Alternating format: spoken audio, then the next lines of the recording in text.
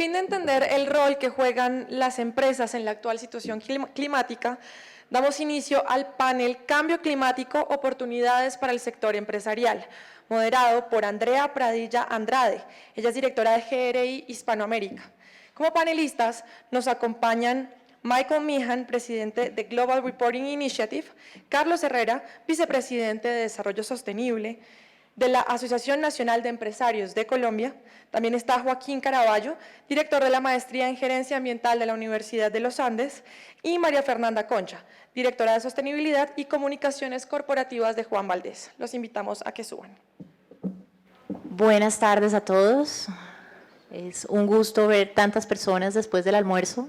Sé que es una hora muy difícil, pero es muy grato para nosotros tener la oportunidad de discutir con estos distinguidos panelistas. Muchísimas gracias a los cuatro. Tenemos un mix muy interesante de panelistas y no sé si leyendo la agenda lo notaron también. Tenemos la visión internacional y un poco desde los organismos internacionales que nos trae Michael y desde su experiencia misma como emprendedor en tecnologías verdes y como empresario. Tenemos al gremio más importante del país, a Carlos, que además pues, es un experto en todos estos temas. Está Joaquín desde la academia apoyándonos con todo, digamos, todo el rol y todas las investigaciones y todo el conocimiento que está generando la Universidad de los Andes. Y está María Fernanda desde uno de los sectores más sensibles y que más se menciona cuando se habla de cambio climático, y es el sector cafetero y nuestra muy querida marca Juan Valdez. Con eso en mente, quería compartirles que Mateo y su equipo van a estar pasando papelitos para que ustedes me ayuden con este panel. La idea es que entre todos construyamos acuerdos o desacuerdos, no estoy muy segura, pero de eso se trata, que podamos discutir un poco acerca de cómo pasamos de estas aspiraciones y de estos acuerdos a un accionar desde el sector privado en el día a día. ¿Cuánto cuesta? ¿Cuáles son los retos? ¿Cuáles son las dificultades institucionales? ¿Cuáles son las tendencias a nivel internacional?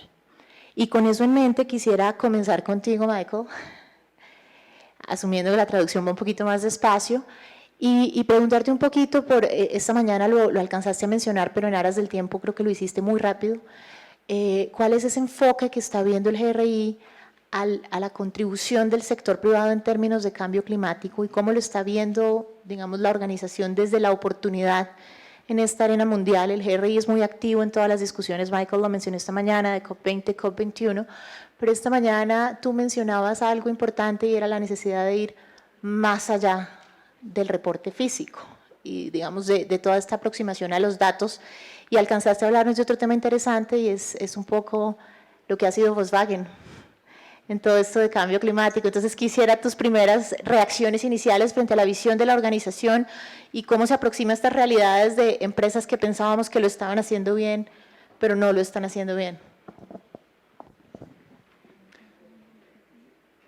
Okay, what I got on the translation was a very loaded question, so we'll see how far I get on this one. Pregunta bastante cargada, pero bueno, empecemos con Volkswagen, porque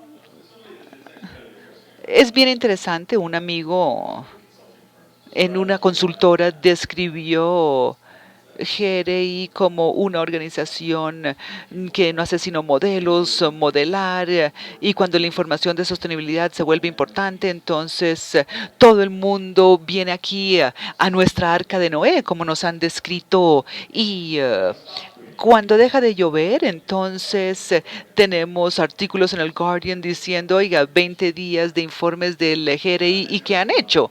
Pero es un desarrollo muy interesante.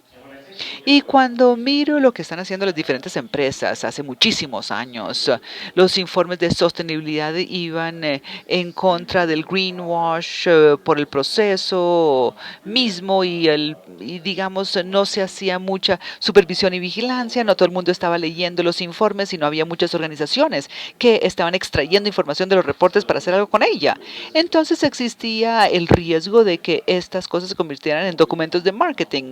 Ahora hemos recorrido un largo camino y en el mercado estamos empezando a ver cosas como el caso de la Volkswagen, donde la gente está haciendo informes de sostenibilidad GRI, suministrando información falsa y luego ser penalizado por eso. a diferencia de un artículo que leí en el Wall Street Journal, a diferencia de su abordaje, yo creo que el mercado sí funciona y que el valor corporativo sí está reflejado en estos informes y que a la gente sí le importa su contenido y que no es que se haya hecho el informe por el placer de hacer informes, sino que lo importante es la información contenida en los reportes y las compañías tienen que rendir cuentas. Y yo creo que eso habla muy bien, no solamente del cambio en GRI, sino el cambio que estamos viendo en los reportes no financieros en muchas partes del mundo, porque es que el informe es mucho menos importante que el proceso mediante el que una organización determina cuáles son los riesgos y cuando entienden que existe un riesgo material en términos, qué sé yo, digamos, la cantidad de carbono que está siendo producido por uno de sus productos, una vez entienden que ese riesgo existe y demuestran que entienden que el riesgo existe e igual suministran información falsa, pues eso es mucho peor que desconocer la existencia del riesgo.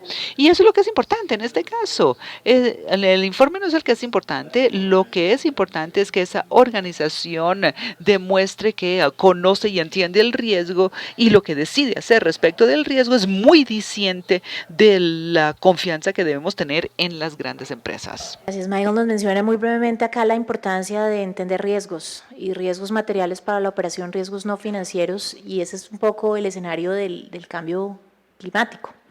La pregunta para ti, Carlos, como representante de los empresarios, sería un poco cómo se aproxima, en tu opinión, el empresariado colombiano frente al reto, no lo digamos ni el riesgo ni la oportunidad, sino frente al riesgo del cambio climático. Entendemos que hay una serie como de elementos que son muy asociados al contexto en el que nos encontramos y a las discusiones políticas, pero más allá de eso, ¿cómo estás viendo tú esa agenda proactiva de implementación o de aproximación al reto de cambio climático por parte del empresariado colombiano? Cuando uno mira el panorama de la agenda colombiana es muy amplia. Entonces, posiblemente, no sé, un europeo, un canadiense, no se preguntaría por la calidad de las aguas ni por la deforestación. Entonces, cuando tú tienes que decirle al empresario, bueno, resuelve los residuos peligrosos, resuelve los riesgos, hay que hacer como las tareas básicas a veces para hacer las tareas más sofisticadas. Colombia es un país limpio, ¿sí? En temas de emisiones de gases de efecto invernadero. Un país realmente por su generación hidráulica, por no sé, sus bosques, por tantas razones es un país relativamente limpio. Entonces, una de las complejidades para abordar el tema, porque podría darte mucha respuesta de lo que hacemos en cambio climático, y se hacen cosas, es cómo articular una agenda de prioridades nacionales con una agenda global, que es un tema de por sí complejo. ¿Cómo llegan los empresarios al cambio climático? Digamos, la primera aproximación honestamente se da a través de los riesgos, pero ni siquiera los riesgos, de los hechos. O sea, cuando se le inunda la fábrica a alguien, cuando hay una sequía, cuando los costos de energía. De hecho, para los amigos extranjeros, aquí hay una persona muy temida en Colombia para el empresario, y es el instituto que anuncia si va a llover o no va a llover. Porque apenas sale el IDEAM, a ustedes también lo afecta a todos, no se rían, porque apenas sale el director del IDEAM y dice, va a haber sequía, se disparan los costos de la energía en la bolsa y todos pagamos más energías por si las moscas. Se vuelve más cara la energía en Colombia. Entonces los empresarios llegan primero un poco por el tema de los hechos. Después el tema se interesa un poco más y entonces se percibe más desde una visión de riesgos. Pero nosotros quisiéramos verlo, pero cuando ves los riesgos, entonces descubres un mundo muy injusto, que dice, bueno, nosotros no causamos esto, pero lo estamos sufriendo. Los costos para el desarrollo de la adaptación son intimidantes. O sea, un país de clase media, ahora es de clase media, que tiene, digamos, una perspectiva que quisiéramos que fuera brillante, emergente, que quiere ser miembro de la OCDE, entonces se encuentra con una gran complejidad, digamos, por los costos que estamos teniendo hoy con los riesgos. Y luego, realmente, la mirada de los empresarios es la mirada que van a venir, no sé, costos mayores de energía, escasez de agua, seguramente nuevos impuestos, requisitos de las cadenas de suministro, pero lo ven también como una oportunidad. O sea, la empresa lo están viendo hoy como una oportunidad. Entonces, para nosotros eso es muy común y seguramente el GRI es una de las muestras de eso. Cómo las empresas han incluido, sobre todo las grandes, las multilatinas, el tema en su agenda como un tema común. O sea, inclusive las empresas nuestras tienen metas de reducción, muchas de ellas tienen metas de reducción, y muchas tienen el propósito de ser carbono neutros, que es un secreto muy bien guardado, porque ellos no quieren que sus competidores conozcan eso. Hoy los retos, digamos, empiezan a extender, ya las empresas están haciendo mucho, realmente ahorita conocimos, por ejemplo, los primeros proyectos de empresas de la asociación que van a pagar parques eólicos en La Guajira, que es una zona norte del país, para los visitantes externos, donde hay mucho viento. Entonces ya hay empresas que van a comprar energía y van a financiar parques eólicos. Es un hecho, está en camino, los contratos están firmados. Pero también se está viendo una gran oportunidad en lo que decía Manuel con su jirafa encendida. O sea, va a haber muchas necesidades de cambiar la forma de producir y de consumir. Entonces los empresarios colombianos quieren apostarle a productos bajos en huella de carbono, quieren apostarle a la construcción sostenible, quieren apostarle a las energías. Hay muchas oportunidades en los negocios que estamos viendo. Entonces digamos que hay una mirada múltiple sin desconocer que hay que verla en el contexto de los problemas nacionales. Porque no podemos, es muy distinta la agenda. Usted no hace una conferencia en París como la que viene para hablar de un tema dramático en Colombia, que es la contaminación de los ríos, o la deforestación, o la pérdida de biodiversidad, o la calidad de las emisiones que afecta a la salud. No, a nivel, digamos, de las ciudades, si hablamos del cambio climático, porque de alguna manera la agenda ha sido impuesta también desde afuera, para una segunda intervención. Gracias, Carlos. Pensando un poco en la mención que hacías de que buena parte de las grandes ya lo tienen listo, eso me lleva un poco a preguntarle a María Fernanda cómo es ese trabajo con pequeñas y medianas, porque instalar capacidades en grandes ha sido todo un reto, pero en pequeñas y medianas, que es cerca del 90% de nuestra economía, pareciera una tarea titánica. Entonces, un poco conocer cómo ha sido esa aproximación de ustedes desde el rol de la tecnología y de la innovación en lograr, digamos, una conciencia frente a la necesidad de adaptarse y unas acciones muy concretas.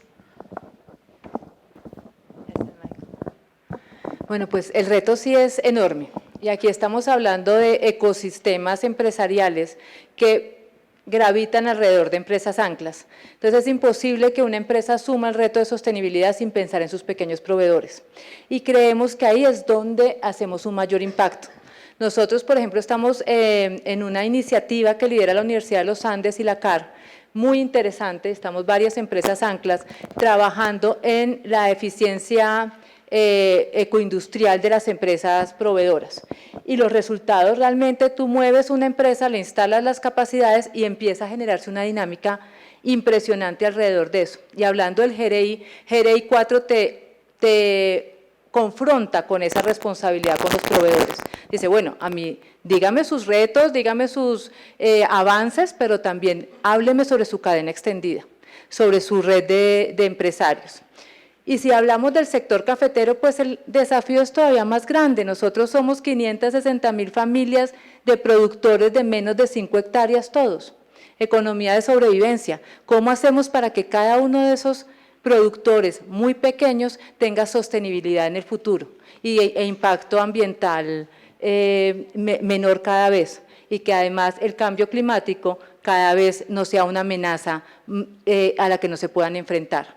Entonces, pues a través de la innovación, de la tecnología, pero yo creo, Andrea, que es también de capacidades instaladas, de que las pequeñas empresas aprendan a revisar sus procesos, a hacer un diagnóstico y un análisis y a mejorar desde el punto de vista de la coeficiencia. Es responsabilidad de las empresas más grandes y las que estamos liderando el tema en sostenibilidad. Tú hablas, María Fernanda, un poco como de corresponsabilidad y un poco como hasta dónde tiene que llegar la empresa. Nos surgió una inquietud en ese contexto, Joaquín, y es, dice Carlos, un poco esto llegó de afuera, esto llegó un poco impuesto, nos acercamos desde el hecho, hay unos riesgos y unas oportunidades y hablaban esta mañana un poco como de los acuerdos que se están logrando, y entonces necesariamente la pregunta es, ¿cuál es esa arquitectura institucional que se requiere para que esto funcione? Es decir, tradicionalmente no tenemos nosotros las instituciones democráticas más sólidas. ¿Cómo le metemos ahora este doble clic de tema de cambio climático para que realmente funcionen?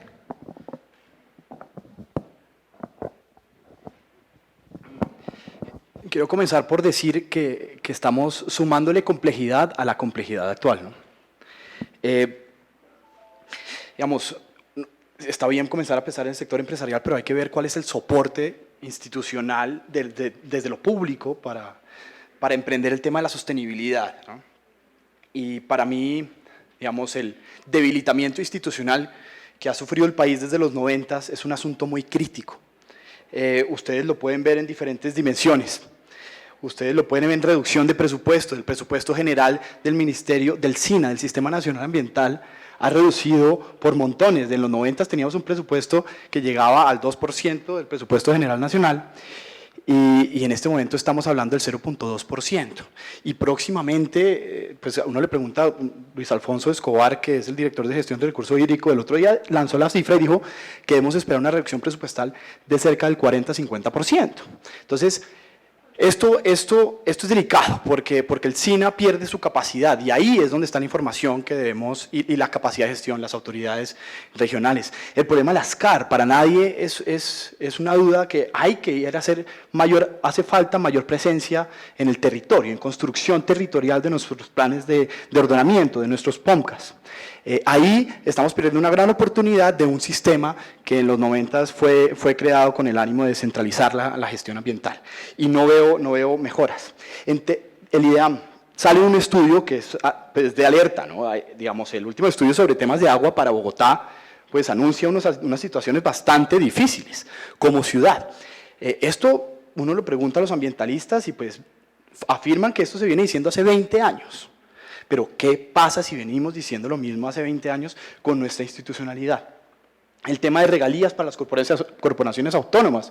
En este momento las corporaciones en la región, uno puede ver la Corporación Autónoma de Corpo Amazonas, que es la más grande, una reducción sustancial a 6.000 millones de pesos su presupuesto anual, y uno dice, una corporación que tiene todo este territorio para cubrir, ¿cómo va a hacer? Digamos, la gente se tiene que mover en helicóptero, porque ¿cómo van a gestionar todo ese territorio con solo ese dinero?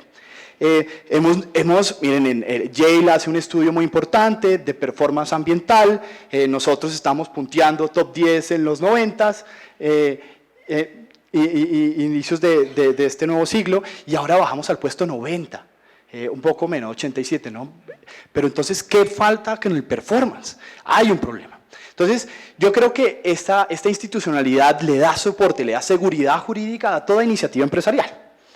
Yo quería hacer esa anotación y quiero hacer otra. Cuando uno habla del sector empresarial, cuando estabas, pues todos me imagino ya vieron la película Magia Salvaje, fue muy interesante, yo creo que creó mucho awareness, como mucha conciencia sobre los temas ambientales, a gente que no se había aproximado a esos temas. Pero después de eso, ¿qué? Digamos, ¿cómo me dijeron yo esa magia salvaje? Nosotros hicimos un cuestionamiento fuerte, desde una alianza, ahorita hablaba de alianzas como una buena salida, desde la universidad, con el ánimo de la universidad, Publicaciones Semana, el grupo de éxito que estaba detrás de la película, para investigar qué quiere decir el consumo, porque identificamos que esa es la decisión que nosotros tomamos cada día, de cuánto tiempo nos vamos a bañar, qué lo compramos, como individuos, un asunto muy ético, ¿sí? Que es donde hay que investigar y sacamos un estudio de consumo responsable y conocimiento sobre biodiversidad. Creo que ahí hay que avanzar, creo que hace falta recursos para investigación, creo que no estamos dándole la importancia a nuestras instituciones cuando nos comprometimos en los 90 a todos estos acuerdos internacionales. Entonces, lo que vino desde afuera fue muy interesante en marco de política ambiental y cómo se consolidó en el país, pero estamos viviendo una debilidad institucional muy delicada, que no veo soportando todas estas nuevas metas que se han planteado. Creo que hay soluciones, creo que hay caminos, pero hay que poner una alerta ahí muy clara, y es desde el sector público cómo se está mirando el sector empresarial. Gracias. Les recuerdo que están pasando papelitos en caso de que tengan preguntas para nuestros panelistas. Tú mencionabas básicamente dos cosas, el individuo y las instituciones. Y en las instituciones hablabas de cada vez están más desfinanciadas, que es una de las formas en que uno mira dónde están las prioridades de un Estado, cómo está distribuido el presupuesto. Y frente a esa baja en la financiación del sector público, pues necesariamente hay que pensar en el sector privado como un financiador. Y eso nos pone necesariamente en la discusión de la Agenda Post-2015 y el sector privado como financiador de esa Agenda Post-2015. Michael, la pregunta para ti, y espero sea clara desde la traducción, es ¿cómo se está aproximando el inversionista institucional, el fondo de pensiones? Pareciera ser uno de los que se acaba de despertar al movimiento de la sostenibilidad y ha entendido que acá hay unos riesgos para su inversión y pareciera ofrecernos un enfoque un poquito más sexy, distinto. María lo decía esta mañana, pareciera que es como el único sector que tiene dientes. ¿Cómo se está aproximando ese inversionista institucional al tema del cambio climático y qué le hace falta para aproximarse más en términos de calidad de información y tipo de información? Okay. Bueno, muy bien. A ver, espero haber entendido bien. Parece haber algún tipo de concepto sobre el cual Colombia ha actuado internacionalmente y creo que es cierto hasta cierto punto. Esta historia tiene dos lados.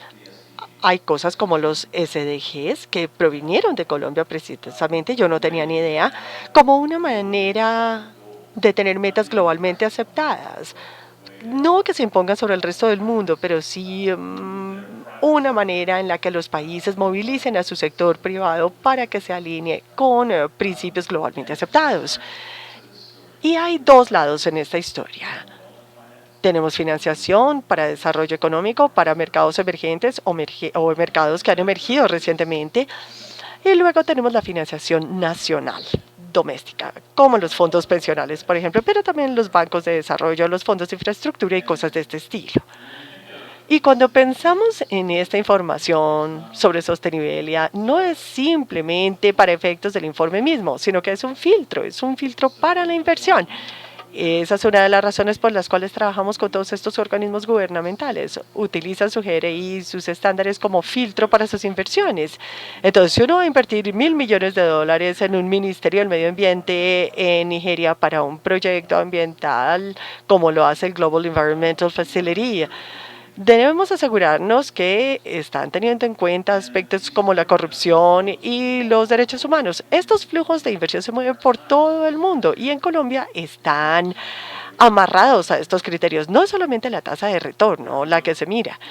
Ahora, si miramos esto internamente, si nos fijamos en lo que están haciendo los países dentro de su propio entorno, cosas así como fondos de inversión a largo plazo, de capital privado, o por ejemplo, algunos de estos en Estados Unidos es bien interesante. Tienen 21 criterios de riesgo que utilizan para sus propias inversiones e invierten en 10.000 compañías alrededor del mundo. 17 de esos criterios de riesgo son criterios de sostenibilidad. No tienen nada que ver con las finanzas, para nada.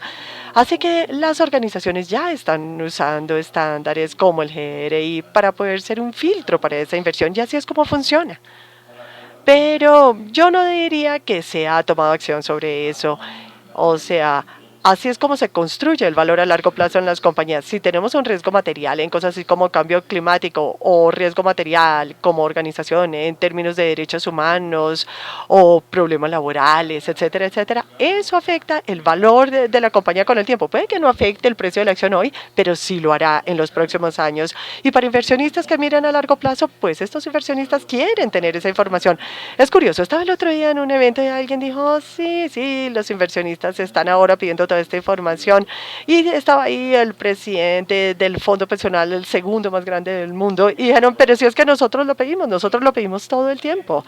Así que el financiamiento global y el financiamiento interno nacional depende de esta información. El único tipo de financiamiento que no depende de este tipo de información en cuanto a sostenibilidad es la inversión a corto plazo, ¿no? Los que comercian de un día para otro este estilo de cosas y no estamos en el mercado para ellos, estamos en el mercado para el largo plazo. Gracias, Michael. Volviendo, Carlos, a ti un poco, hablando nuevamente del rol del sector privado, del hecho al riesgo, cómo esto le llega de afuera, entendiendo que ya hay un compromiso público desde el gobierno de a cuánto nos vamos a comprometer en términos de reducción. ¿Eso cómo le cambia, en tu opinión, el modelo empresarial al sector privado colombiano o al inversionista extranjero que quiere llegar a hacer operación acá, entendiendo un poco este universo que plantea Michael de mediano y largo y no necesariamente de corto? No sé si todos lo conocen, pero el gobierno, en cabeza del presidente, se comprometió a reducir el 20% de las emisiones que tendríamos en 2030, considerando que crecemos el 20% menos. Eso es un compromiso, y 30% si nos dan plata. Es un compromiso realmente osado, porque los comprometieron a todos ustedes. Eso puede implicar que sea más caro el servicio de energía, que sea más caro el transporte, que sea más cara el manejo de los residuos. Y desde el punto de vista de las empresas puede hacer varias cosas. Es decir, Colombia es un país supremamente comprometido y yo soy un inversionista muy responsable y voy a ir a montar mi planta de una ensambladora de carros alemana allá, porque creo que ese es el país que yo quiero, verde, precioso. Pero la realidad puede ser que Colombia de pronto está dando unas señales para empresas que son muy intensivas en el uso de energía, que le está diciendo, ¿por qué no te vas? ¿Por qué no buscas otro país que no lo está haciendo? Porque uno lo que ve es que los países desarrollados, tenemos algún ejemplo como Canadá, no está asumiendo sus responsabilidades, o Australia, que son países muy intensivos y muy ricos en minerales y en hidrocarburos. Mientras tanto, Colombia fija una posición, digamos, muy optimista y compromete a todo el país, algo que no sabemos todavía cómo se va a lograr. O sea, hay muchas incógnitas de cómo lo vamos a lograr. Cuando uno ve algunos países por aquí de la región, algunos que llaman la atención, había alguno por acá cercano en Centroamérica que dijo que iba a ser neutro. Estuvo en un montón de foros. Yo creo que Margarita, que lleva tantos años trabajando en esto, no sé si viste a algún país centroamericano diciendo yo voy a ser neutro en el 2021. Nos lo dijeron en tantas, el Instituto de la Tierra, creo que el doctor Lester Brown dijo Costa Rica el modelo. Ahorita dijeron no era el 2021, realmente va a ser el 2100 y de pronto. Entonces, bueno, pero lo que pasa es que este es un país serio. Entonces allá no hay industria, pero si aquí hay industria y usted da unas señales equivocadas, o sea, nosotros fuimos donde el ministro. Le dijimos, mira, aquí hay unas señales que no estamos viendo claro. Nosotros siempre le dijimos al gobierno, no pueden dejar de ver el tema de cambio climático aislado del tema de competitividad y del tema de desarrollo social. No puedes aislarte de eso y hacerlo simplemente como un tema verdecito, simpático para ver por fuera. Y fue un grupo nuestro que es siderúrgica y le contó un poco la situación mundial. Brevemente, China empezó a producir cantidades alarmantes de esto, se llenó, ya no tiene cómo consumirlo internamente y lo está vendiendo a cualquier precio. Entonces tenemos un sector, si usted va a Boyacá y dice, bueno, ¿cómo sería Boyacá sin siderurgia? ¿Cómo sería Boyacá sin minería pequeña de carbón? ¿Cuál es la propuesta social del gobierno? Entonces, la propuesta del gobierno está comprometiendo el futuro del país. Es una buena intención, pero todavía creeríamos que los análisis no estaban hechos suficientemente. Ahora nos quedan varias preguntas. Supongamos que no haya en la COP21 un acuerdo. Quisiéramos, el país necesita ojalá que haya un acuerdo. Es el deseo de los empresarios que haya un acuerdo. Pero un acuerdo, ¿Colombia seguirá con sus compromisos? Es posible, hay varias preguntas muy gruesas. Si Colombia ahorita toma medidas para ser muy eficiente y reducir sus emisiones, ¿se las van a valer porque va a ser entre 2020 y 2030? Entonces, la pregunta al final es, ¿se está defendiendo el interés nacional cuando uno hace esas propuestas allá afuera? No sé si alguien quisiera reaccionar, ¿se vale reaccionar? Si alguno tiene alguna reacción con respecto a eso. También se pueden apoyos. Acá, de hecho, Carlos, había una pregunta para ti con relación precisamente al 20%. Y alguien nos pregunta, dice, entendemos que, de hecho, muchas gracias, tenemos 12 preguntas acá. Entendemos que la meta de reducción del 20% de emisión fue consultada con participación del sector productivo bajo la estrategia de desarrollo bajo en carbono. Sin embargo, se percibe una posición en contra de esta meta por parte del sector empresarial. Quizá esta es una buena oportunidad para que tú clarifiques cuál es esa posición, si realmente hay o no, o un poco cómo te estás aproximando proactivamente al contexto. Okay. Hay muchas maneras de entender la participación en la consulta. Por ejemplo, usted va a un evento, pasa la hoja de inscripción y alguien dice, ya participaste. Esa es una manera de participar. También se hacen las consultas con las comunidades indígenas, de hecho, es muy común que hagan eso, los asesores, pero la realidad es que no hubo, digamos, un consenso entre el sector productivo. Y hay que poner esto también un poco en contexto. El 58% de las emisiones, según el último informe del IDEAN, aún no oficializado, pero incluido en la propuesta del gobierno, viene del sector que llaman AFOLU, que es como la parte agrícola, la deforestación, los ganaderos. Entonces, la industria solo en sus procesos está por menos del 10%, o sea, realmente la industria es la que menos tiene, pero hay preocupaciones de que puede ser lo que sucede en energía, qué va a pasar en residuos, qué va a pasar en estos sectores, o sea, ¿cómo es el compromiso? O sea, tú te comprometes a 20, ¿cómo lo vas a repartir? Nadie sabe, nadie sabe cómo vas a repartir. Entonces, ¿qué vas a decir? ¿Le vas a poner a la industria la mayoría? ¿Le vas a poner la mayoría a los agricultores en pleno proceso de paz, donde obviamente lo que necesitas es desarrollar el campo? Y la pregunta en el fondo es, ¿eso es lo que necesita en este momento Colombia? O sea, Colombia se va a fajar. A ver, tomemos un ejemplo. Un australiano, el per cápita de ellos es 8.8 veces lo que vota un colombiano. No sé, un mexicano, 1.6 veces. O sea, somos muy limpios. Pero pareciera que nosotros nos queremos parecer a los que no son tan limpios. Pero, por ejemplo, usted coge el compromiso que se habla internacionalmente de un país como Canadá, dice 30% partiendo base 2005. Como la base internacional, para no confundir, en 1990, Canadá propuso reducir el 2%. ¿Qué dicen los especialistas de las ONGs, de Naciones Unidas, del IPCC? Deberían reducir el 90%, quizá un poco más adelante, pero ellos proponen el 2%. Y además, como proponen el 2%, pueden incluirlos, Panamá tiene una inmensa masa forestal. Entonces puede incluir, no es que estén haciendo conejo, están defendiendo su interés. Podemos incluir también unos bonos basados en nuestra riqueza forestal. En conclusión, no van a bajar nada en la industria, no van a bajar nada en el petróleo, no van a bajar nada en el carbón. Nosotros sí nos estamos comprometiendo, pero nadie sabe aún en Colombia, porque creo que no se ha calculado, cómo cada sector va a contribuir. Entonces, por eso nuestra producción es prudencia. Primero, a nosotros nos interesa que haya un acuerdo. Colombia no es un país que va a decir, va a ser neutro en el 21 para cambiar de opinión. Este es un país serio. Entonces se hicieron algunos cálculos con la Universidad de los Andes, allá unos colegas tuyos, y les dio el 20, pero bueno, también una visión política de algunos de los asesores, bueno, de alguna ingeniería del gobierno, algo de show que uno quiere hacer internacional, como lo hicieron los costarricenses en su época, ya el show, los aplausos de toda la audiencia, al fin alguien tomó la decisión, y miren, entonces nuestra posición ha sido, sí debemos promover por un acuerdo porque la adaptación es nuestra gran prioridad. Segundo, las empresas son parte de la solución, o sea, nosotros queremos participar. Y tercero, Colombia aún no tiene el suficiente base de información para tomar decisiones tan osadas como comprometerse. Y tercero, miren el vecindario, República Dominicana, vean países petroleros, de pronto no miren a Canadá, miren a Argelia. Claro, si nos dan plata, porque es que nosotros no causamos el problema. Es que si usted mira la discusión, no quiero regalar porque hay otras conferencias. ¿Qué pasó aquí? Entonces empezamos por allá en Río, en las playas de Río, yo no estaba por ahí, pero iban las... No tenía plata para ir, pero realmente sí estaba. Entonces el punto era que en ese momento entonces la cosa hablaba de unos compromisos, no sé, comunes pero diferenciados. En teoría los países desarrollados iban a asumir un compromiso por una deuda histórica. Sucede que esa deuda histórica es el 75% de las emisiones que tienen los 6 principales emisores, considerando a la Unión Europea uno solo. Luego vinieron, no sé, pasó algo por allá en Sudáfrica, en varias conferencias, y resultó que había unos países emergentes. Entonces dice, no solamente los desarrollados, también los emergentes. Claro, hay que meter a China, a India. En la de ahora ya estamos nosotros metidos igual, o sea, quedamos en las mismas. Y cuando uno ve las posiciones, muchos se les quiere olvidar la historia, que empezó por allá, no sé, con James Watt y la revolución industrial. Hay una deuda. Eso es como muy, políticamente suena muy izquierdoso, o sea, la deuda histórica, no sé qué, entonces nos parecemos al ALBA cada vez que decimos eso. Pero la realidad es que pareciera que las discusiones están arrancando de cero. Todos arrancamos. Colombia tiene que bajar todo esto.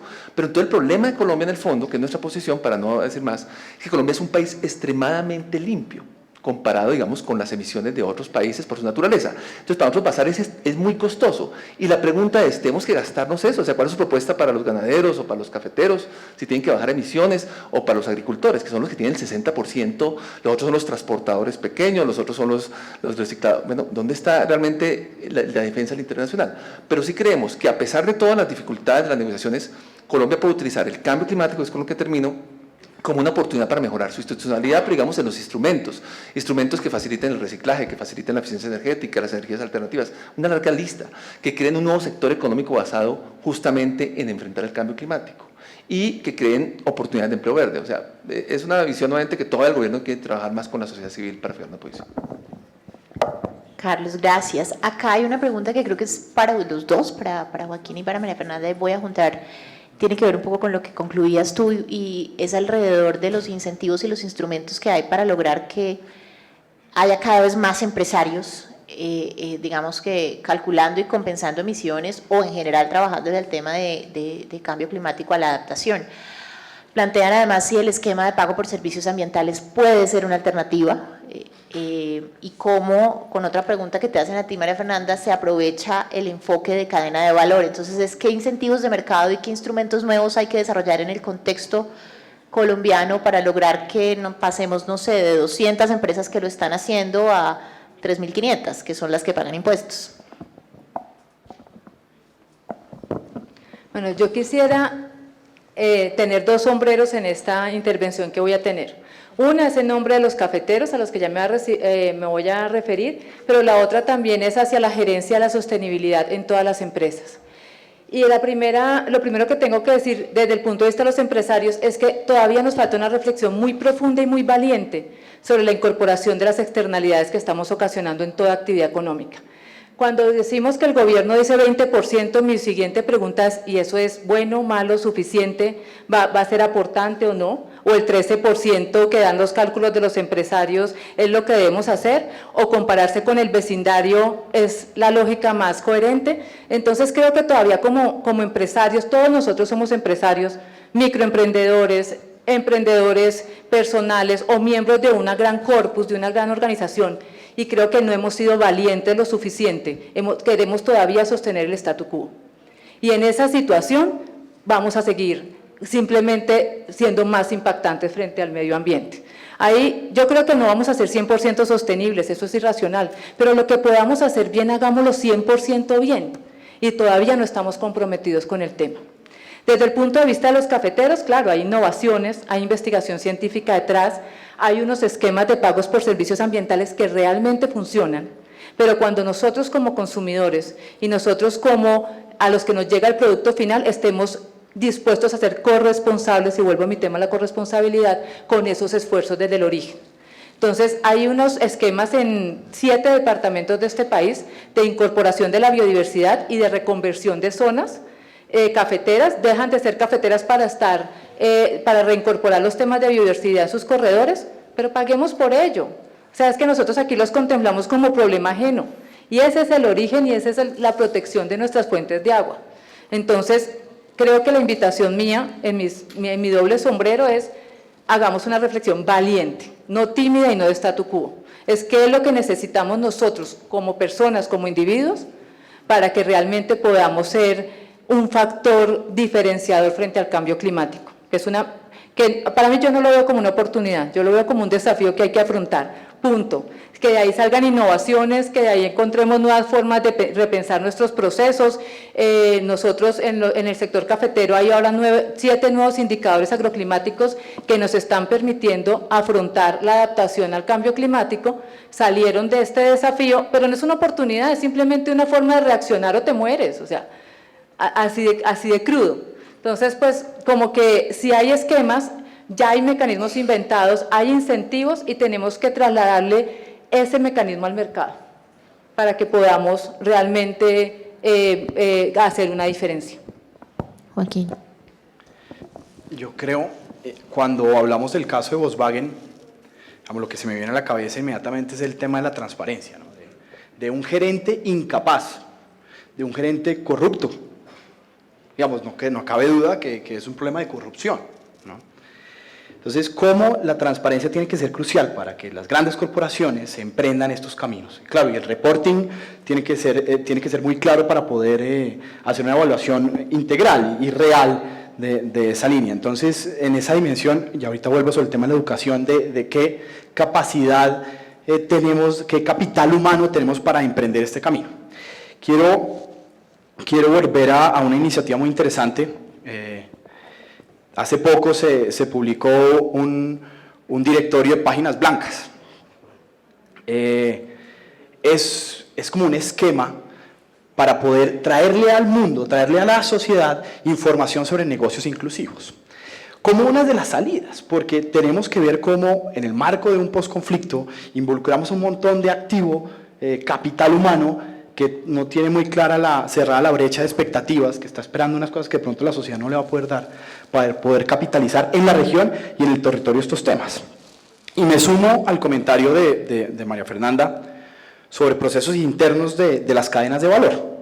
Desde la universidad venimos trabajando un proyecto ya hace 3 años, en el que Carlos también ha estado participando activamente, mirando la ecología industrial de las cadenas de valor, viendo cómo las grandes compañías permiten a los pequeños hacer transformaciones productivas, porque es ese apalancamiento que va a permitir, digamos, entregar un poco de tecnología y conocimiento para que los pequeños, que son los grandes aportantes de nuestro país, puedan finalmente hacer transformación y que quizás vincularse a sistemas como el GRI, porque allá no estamos tocando, hace falta llegar a nuestros pequeños productores, que todavía esto no lo entienden, aunque a nivel territorial hay muchas experiencias colectivas que hay que capitalizar, que hay que seguir apoyando. Yo vuelvo al tema de los recursos humanos.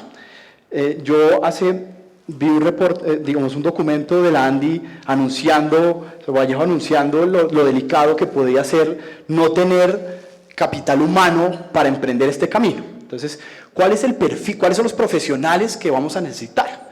¿Qué tipo de expertos o de gente manejando esos temas son los idóneos? Entonces, qué pena hago la cuña. Si la universidad se ha preocupado por eso. 65% de las publicaciones de la Facultad de Administración, que acaba de obtener otra vez su triple corona, están en el área de sostenibilidad. Y eso es un mensaje, digamos, que en una facultad de administración, con la Universidad de los Andes, caminen ecólogos, caminen biólogos, caminen geógrafos, caminen sociólogos, caminen abogados, y estén investigando el tema, es sin duda un mensaje importante para la sociedad. Que hay que seguir explorando, porque finalmente son procesos de educación. Si yo estoy diciendo que el gerente de Volkswagen es un incapaz, es porque de pronto el tipo es un MBA, de pronto sacó un MBA y un Executive MBA, y de ahí para adelante curso de presidentes, lo que sea, pero hay un problema de educación serio. Y allá, yo siento que muchas veces los discursos van al problema de educación, y que es ahí donde nace, y pues sí. Entonces, tenemos que preguntarnos, ¿será que el aporte que dijo el ministerio de 4 millones de dólares o 4.000 millones de pesos para la educación ambiental será suficiente? Digamos. Entonces, creo que hay caminos en el sector productivo, en las empresas. El ejemplo de Redescar es magnífico, se está replicando, ya va por su tercera fase. La mirada de negocios inclusivos desde la política pública y también desde el sector privado, apalancando esos procesos. Quizás hay empresas que deben entender que su negocio va a cambiar. Si yo no soy lo suficientemente innovador o no genero los negocios que estén articulados con una demanda de la coyuntura, pues de pronto mi negocio no va a ir. Y pilas, eso es un problema competitivo.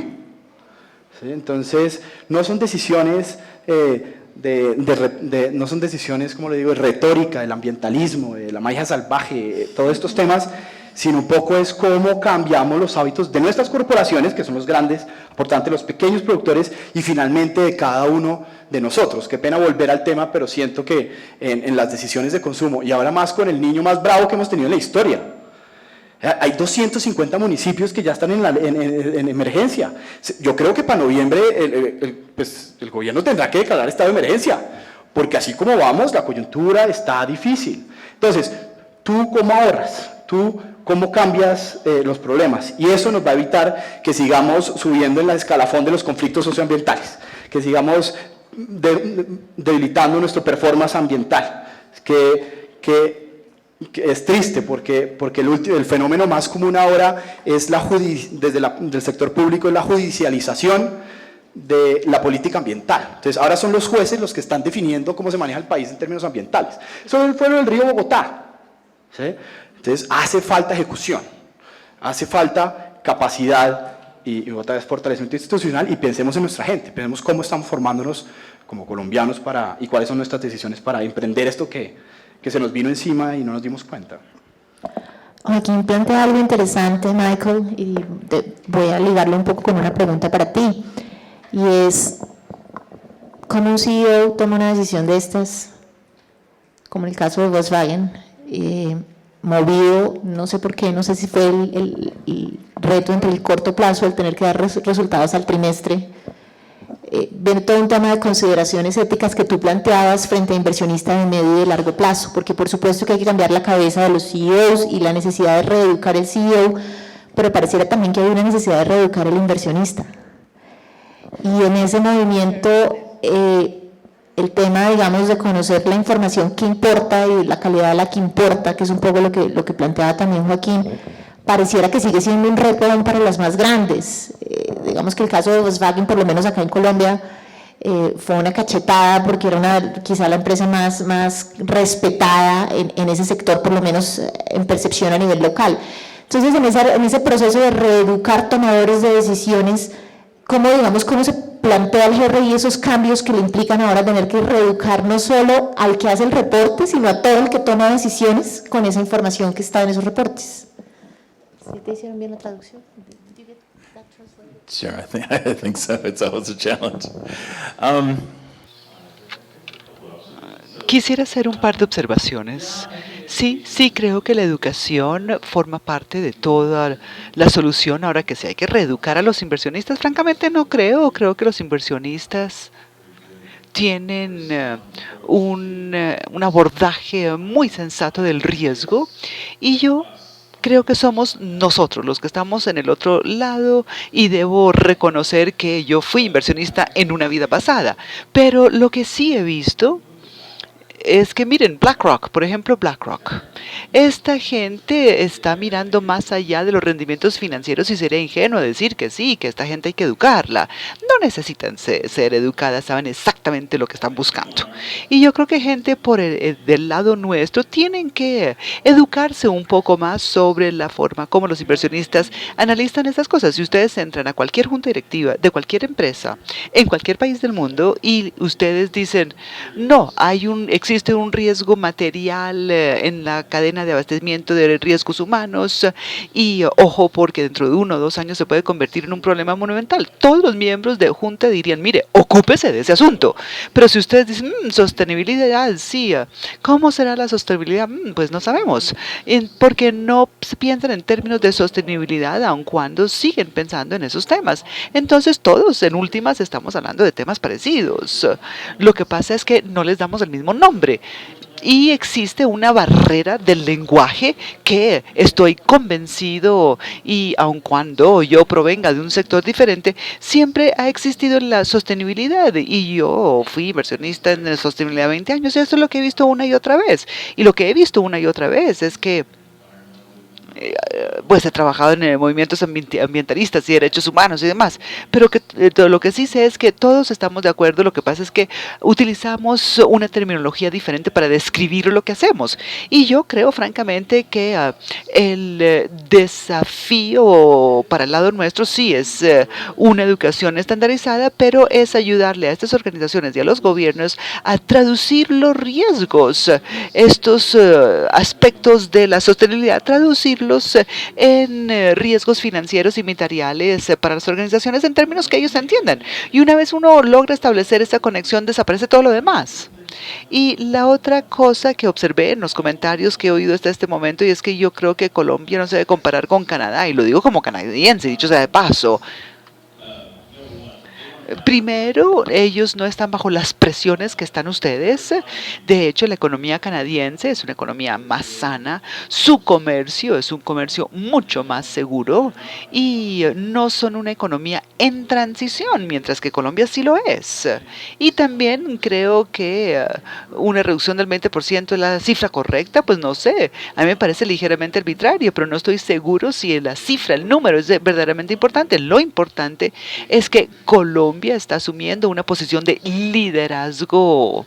Y creo que eso es importantísimo porque están en ese punto donde no importa si lo llaman posconflicto o como lo quieran llamar, pero en todo el mundo las organizaciones y los inversionistas y los gobiernos se están mirando a Colombia preguntándose, ¿este se está convirtiendo en un mercado más confiable en el que podemos creer más? Y al decir cosas como reducción del 20% en las emisiones de carbono, eso es tan solo un indicador para decir sí, que sí, Colombia está siendo progresiva, está asumiendo una posición de liderazgo, y por eso creo que es más importante que Colombia asuma un papel de liderazgo respecto al cambio climático que Canadá o cualquier otro país de América Latina. Eso es lo que ese número me dice a mí. Un mensaje viniendo de alguien de afuera creo que adquiere mucho valor, y es la importancia, más allá un poco de los desacuerdos que puede haber a nivel interno, de la oportunidad que representa liderar la discusión de cambio climático para una economía en transición.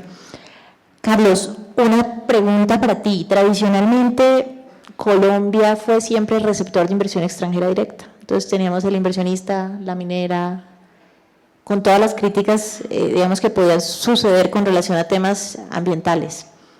Y más, en esta economía en transición estamos viendo que ahora exportamos inversión extranjera directa y que son nuestras empresas las que están saliendo. En tu opinión, ¿cómo es esa aproximación cuando ya somos los que salimos a operar en otro país, con plantas en el Perú, adquisiciones recientes en Argentina? ¿Cómo metemos esta ecuación del cambio climático en esa operación por fuera? ¿O tú crees que eso todavía no está en el radar desde el riesgo empresarial? Una pregunta interesante, voy a unirla un poco con lo de Volkswagen. Y solo con el tema de la ética que planteaban aquí los visitantes. Lo que uno percibe, y es muy triste la situación de Volkswagen, porque lo que uno percibe en muchas de las empresas globales, y hoy día las multilatinas, o sea, las colombianas que están saliendo, es que una de las bases que digamos que lo está haciendo muy fuerte es una ética muy fuerte que tiene el negocio. Entonces, cuando sea algo como Volkswagen, realmente el público tiene derecho a cuestionar si lo que dicen las empresas es cierto o no. O sea, es un gran reto si mis reportes o no son. Entonces, ¿cómo percibimos esto? Cuando están cambiando las cosas, o sea, nosotros daríamos un mensaje relativamente positivo. Llevo algunos 15, 16 años en la ANDI, y es cierto decir que en el pasado habían dos discursos. Había un discurso global de muchas empresas que se proclamaban muy ambientales, y cuando llegaban a Colombia decían, aplico lo que pida el país. Y como eso no lo piden, pues no lo hago. Hoy en día nosotros percibimos empresas muy angustiadas, ya multinacionales de otros países que están operando en Colombia, que sus gerentes deben cumplir metas nacionales de ciertos temas, de reciclaje, de reducción de gases de efecto invernadero, etcétera, etcétera. Entonces hoy realmente hay una gran coherencia en lo que se dice globalmente en muchas de las empresas y lo que se hace localmente. Veamos entonces ahora el caso de las colombianas, las multilatinas. Entonces, por muchas razones las empresas colombianas se están expandiendo en la región y fuera. Hoy en día, por ejemplo, hay empresas colombianas que tienen una participación muy alta en el cemento en Estados Unidos, algo impensable altamente. Hay empresas realmente que son ya jugadores globales. Entonces, esto es lo que percibe, si usted entiende con estos índices que dan credibilidad al Dow Jones, es que hay empresas, por ejemplo, como Suramericana, que es una empresa de seguros, que hoy está en el top del Dow Jones de sostenibilidad. O sea, la mejor empresa del planeta en sostenibilidad. Tomas a Argos y supera a Holcim. Tomas a Nutresa, son empresas colombianas, los nombres que penan para los extranjeros no los conoces. Tomas a Nutresa y está al mismo nivel de Nestlé. Alguna vez yo tuve una reunión con una delegada, una asesora, una señora de alto nivel del Ministerio Suizo. Ella me dijo algo así que no me gustó, y los colombianos reaccionan a veces groseramente con las damas. Entonces nos quería dar, así como el espejito, nos quería dar asesoría. Le dije, no, entonces también le podemos dar asesoría. Entonces le pareció gracioso, dijo, ¿usted qué me puede dar asesoría? Le digo, no, le podemos enseñar cómo mejorar en cementos sus empresas o en alimentos. Le digo, ¿por qué? Le digo, porque estamos por encima de ustedes del Dow Jones. Y decía, no puede ser. Entonces, parte del secreto, yo creo que las empresas que están expandiendo, es que no es solo un tema de negocios, de visión, de calidad, sino que va acompañado de una ética. Usted percibe, por ejemplo, la ANDI tiene como prioridad hoy en su agenda la biodiversidad. Pero un grupo como Argos también lo tiene, que es uno de los financiadores de este evento. Entonces, las empresas y actúan con base en eso. Entonces, creo que lo que uno está percibiendo es que esa expansión no es solo una expansión, digamos, del negocio, de comprar al pequeño país, de comprar eso, sino que viene detrás con un conjunto de valores, que empieza antes por el respeto a lo local, pero que también tiene una visión corporativa, digamos, muy pragmática. Es muy interesante cuando usted entra al Dow Jones, con eso termino, y revisa un poco los indicadores. Entonces, se va, no sé, a alguna región donde operan las empresas, digamos, un buen ejemplo, Nutresa. Nutresa es una de las empresas seguro más queridas por sus trabajadores, excelente empresa para trabajar, pero no solo por el carretazo allá, sino porque realmente sus trabajadores aman esa empresa. Sus comunidades hacen un gran trabajo, lo hacen en muchas de estas empresas. Vas al Dow Jones y los temas sociales no pesan, como no pesa la diversidad. Porque eso, como decía en mi primera respuesta, muchas de esas cosas están diseñadas con la imagen y semejanza del diseñador. Entonces, aquí no es suficiente siquiera que muchos de los indicadores pidan lo social con el nivel que se maneja en Colombia o pidan la diversidad. Hay empresas, particularmente lo social, donde hacen mucho más de lo que harían en un estándar internacional. De hecho, muchas de las empresas, nosotros por el grueso de la actividad minera acá, tienen problemas con lo social. Pero no es porque sean, digamos, unos reaccionarios ni porque desconozcan, sino que vienen y dicen, no, pero es que eso lo hacen, eso ya está resuelto por el Estado. Y yo aquí no hay Estado, me toca hacer cosas que yo no hago, yo no tengo que hacer carreteras, no tengo que hacer escuelas, eso no me toca a mí, yo pago impuestos.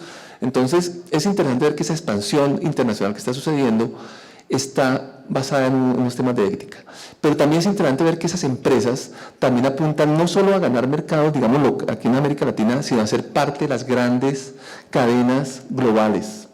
Y para eso, entonces están apostando a alto nivel de desempeño para ellos poder vender por ejemplo, en Walmart, que es una compañía que exige mucho. Entonces las empresas colombianas tienen toda la agenda lista. El día que les digan, yo quiero vender, mira, aquí tengo el cambio climático, la huella hídrica, el GRI, el tema de derechos humanos, el tema laboral.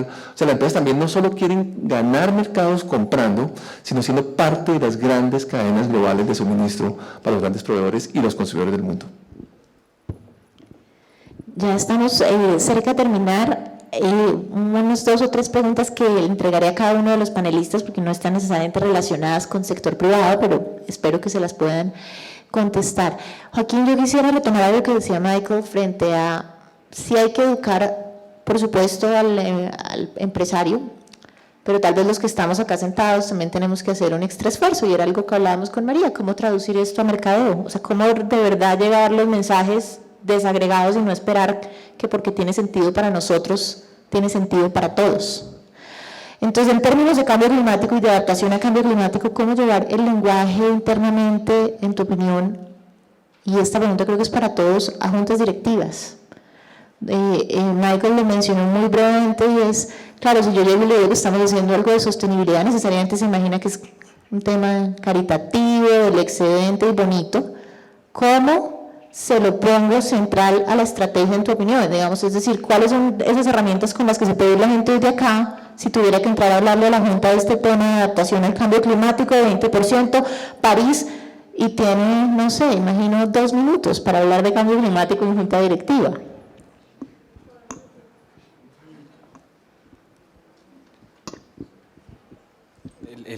El lenguaje sin duda es una brecha.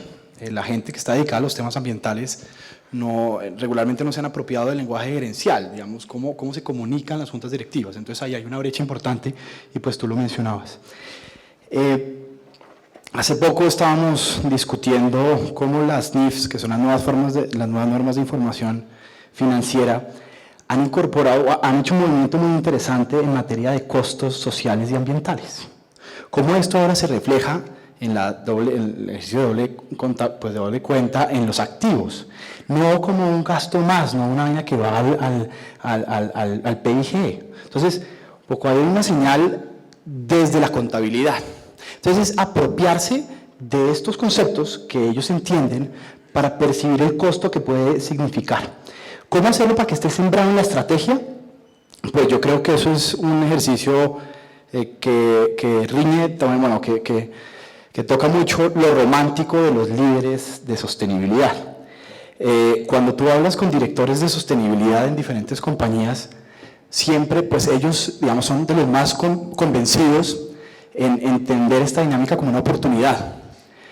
Pero yo percibo también que a veces están muy aislados de las decisiones, aunque cobran un rol cada vez más importante. Lo que hemos percibido, de pronto el GRI también lo tiene claro, es cómo se han integrado vicepresidencias de sostenibilidad dentro de las compañías, o cómo la ANDI ahora le pone la tarea a Carlos a nivel de presidencia, una delegación de presidencia. Entonces, creo que sí, creo que los mensajes en el entorno están, pues que ya salga el Papa, que salga Obama, que salga, ¿cuál nos faltará ahí para que salga un mensaje fuerte en materia ambiental? Pues es claro para las grandes corporaciones. Yo creo que apropiarse del lenguaje gerencial va a ser crítico y pensar esto en los términos que piensa el mercado, porque el mercado digamos, ya está definido, y si no lo entendemos vamos a tener una barrera que va a ser inquebrantable, porque va a ser digamos, tenemos que tomar las medidas de mercado para hacer transiciones, y creo que una mirada desde el mercado y entendiendo el lenguaje gerencial nos va a permitir hacerlo. Y sí, las normas internacionales ya lo plantearon diferente. Ya ahora estos no son PGs, no son gastos, sino que yo puedo llevar a los activos algunas inversiones en temas ambientales, que le instalé un filtro a una chimenea, en fin, el tema de residuos. Entonces, ya hay mensajes que van inclusive desde la accountability, de la contabilidad de las corporaciones. Entonces, creo que a los viejos que están en las juntas directivas les va a tocar entender y apropiarse de esto de forma abrupta. Y bueno, digamos, saliéndose de la zona de confort, encontraremos las posibilidades para innovar. Si no nos salimos de la zona de confort, las organizaciones a veces no van a entender lo que esto significa. Este es un reto y creo que hay oportunidades ahí también. Bueno, pues yo les tengo la experiencia desde la práctica. Cada vez que yo me enfrento con mi junta directiva, oigo la canción de Rocky. O sea, esto es enfrentarse a puño y patada con las juntas directivas. Sigue siendo un gasto, Joaquín. O sea, de verdad, usted, ¿cómo me va a retornar el valor de esa inversión? Pero no ve que está deteriorando el EBITDA, pero ¿cuándo es que esta inversión va a volver a retornar a la organización? Entonces, la pelea es complicada. Nosotros, pues hago ahí la cuña de los MGA, lo que hicimos los ambientalistas fue formarnos en léxico gerencial para poder entrar a dialogar directamente con los tomadores de decisiones de las organizaciones y creemos que desde ahí es donde empezamos a transformar a las empresas, pero si desconocemos esa lógica empresarial, pues solamente vamos a hacer una puerta más para derribar. Entonces creo que la función de nosotros está ahí. Esto es peleando y es teniendo coraje. Bueno, con María tenemos una iniciativa porque el mayor reto de los directores de sostenibilidad es la implementación. Tú tienes el plan estratégico maravilloso, lindísimo, pintado verde, todo. Sí, pintado verde, el presidente de tu organización te apoya, todo es maravilloso, impleméntelo, carajo, y dígale al de operaciones que es que a mí me toca. Un punto ecológico, me dicen a mí, es una mesa menos en la tienda. ¿Cómo me va a convencer a usted de dejar de ganar esa mesa todo el día? Me peleo con el de operaciones. Entonces, tenemos una iniciativa de crear una red de directores de sostenibilidad dedicada a los problemas básicos de implementación. La estrategia es otra cosa y eso es una carreta divina y yo se las tengo, o sea, les tengo el modelo. Implemente. Entonces, de verdad, no es ni siquiera la distancia generacional en una junta directiva. Tengo miembros de junta directiva de 40 años que lo primero que me levantan la mano y el EBDITA. Sí. Bueno, entonces nos queda un camino duro. Esta es la generación llamada a romper eso. Somos la última que puede hacerlo, porque el resto ya apague y vámonos. Entonces, el compromiso es con valentía, y el compromiso es de la lógica empresarial, no es desde la lógica ambiental.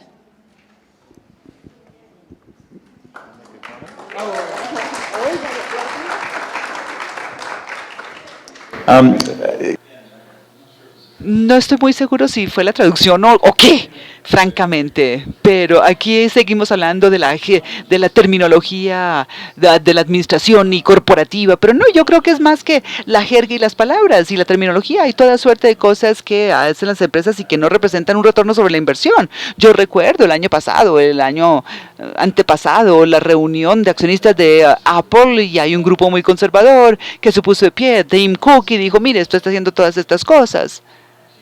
Derechos humanos y la cadena de abastecimiento verde, pero usted no me puede demostrar eso, cómo afecta el precio por acción, y entonces tiene que dejar de hacerlo. Y Tim Cook le respondió, nosotros hacemos toda suerte de cosas que no afectan el precio de la acción y si no le gusta, pues entonces venda la acción y cómprese otra. Y todo el mundo dijo, wow, el campeón, el adalid de la sostenibilidad y los derechos humanos. Pero no lo hizo por esa razón, lo hizo simplemente porque estas cosas son un riesgo para la organización y saben que llegará el momento en que los afectará y punto. La verdad, a mí no me gusta pensar en la sostenibilidad como la contabilidad, aun cuando todo el mundo trata de establecer esa relación, ese vínculo. Para mí no existe ese vínculo. Esto no es contabilidad financiera, esto es mucho, mucho, mucho más complejo. Y todos estamos haciéndolo porque estamos firmemente convencidos que estos son problemas muy delicados y hay toda una gama de cosas que son importantes: cambio climático, derechos humanos, género, igualdad salarial, en fin. Entonces, cuando uno entra a hablar con un empresario, un líder empresarial, incluso funcionario público, traducir esto en retornos sobre la inversión no es el mejor enfoque. Traducir esto en riesgo es algo que funciona, porque así es como yo lo veo como un riesgo que es muy fácil de comunicar, pero también hay que presentarlo en posiciones de liderazgo, que es lo que estábamos diciendo de Colombia hace un momento, y eso tiene sentido. Ahora, eso no tiene sentido para todo el mundo, pero para algunas empresas sí tiene muchísimo sentido. Para Apple tiene un gran sentido, es importantísimo, y ellos se podrían ver manchados por algún problema en la cadena de abastecimiento, por las condiciones laborales en algún lugar. Entonces yo los invito a no convertir el reporte de sostenibilidad y la contabilidad como uno y lo mismo, porque va mucho más allá del lenguaje utilizado, porque todo lo que estamos haciendo es mejorar el valor para la compañía, el valor para el país, para el sector en el que trabajamos. Eso es lo que hemos venido a hacer. Estamos tratando de construir mejores compañías, que los tomadores de decisiones y forjadores de la política tomen mejores decisiones con base en todo esto. Entonces yo creo que esto va más allá de la jerga, de la terminología, y los invito a que no nos aferremos al retorno sobre la inversión para convencerlos, porque esa no es la forma como funcionan las cosas. Eso es tan solo una faceta. Carlos, ¿quisieras unas palabras de cierre? llevamos muchos años peleándonos. Entonces, hay tantos motivos para disputar aquí en Colombia. Somos especialistas en las disputas, en los problemas, en encontrar la oposición.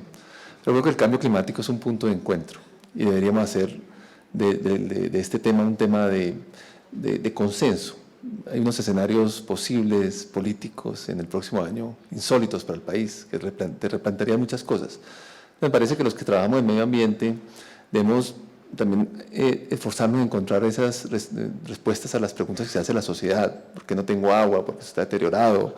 Porque, bueno, es increíble las cifras. En Colombia tenemos 114 millones de hectáreas, 37 son pasto, las volvimos pasto.